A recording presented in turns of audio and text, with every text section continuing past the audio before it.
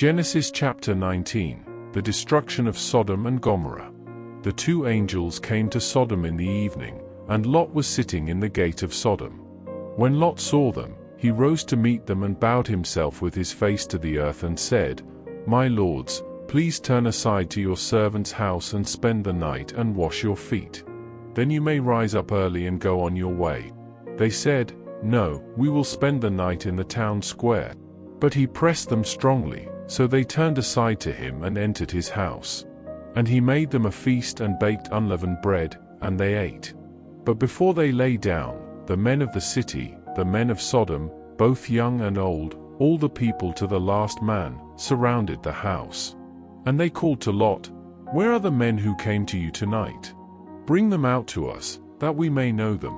Lot went out to the men at the entrance, shut the door after him, and said, "I beg you, my brothers, do not act so wickedly. Behold, I have two daughters who have not known any man. Let me bring them out to you, and do to them as you please. Only do nothing to these men, for they have come under the shelter of my roof." But they said, "Stand back." And they said, "This fellow came to Sojourn, and he has become the judge. Now we will deal worse with you than with them." Then they pressed hard against the man Lot, and drew near to break the door down. But the men reached out their hands and brought Lot into the house with them and shut the door. And they struck with blindness the men who were at the entrance of the house, both small and great, so that they wore themselves out groping for the door. Then the men said to Lot, "Have you anyone else here?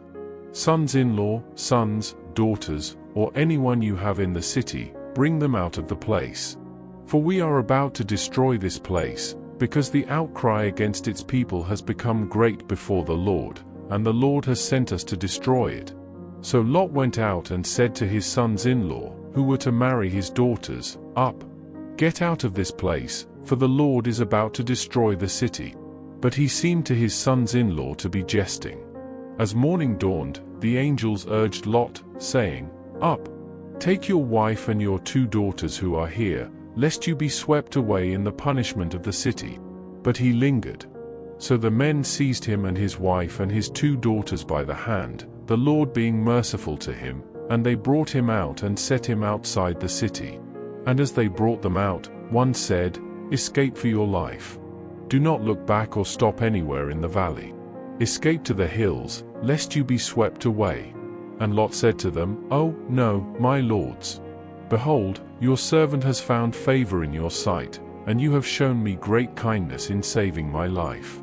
But I cannot escape to the hills, lest the disaster overtake me and I die.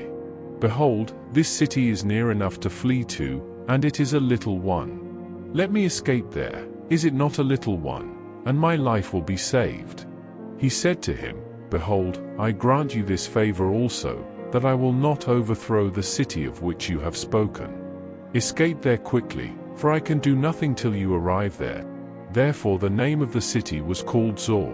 The sun had risen on the earth when Lot came to Zoar. Then the Lord rained on Sodom and Gomorrah sulfur and fire from the Lord out of heaven. And he overthrew those cities, and all the valley, and all the inhabitants of the cities, and what grew on the ground.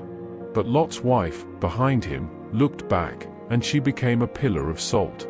And Abraham went early in the morning to the place where he had stood before the Lord.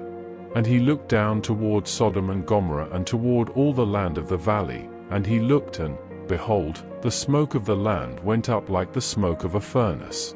So it was that, when God destroyed the cities of the valley, God remembered Abraham and sent Lot out of the midst of the overthrow when he overthrew the cities in which Lot had lived.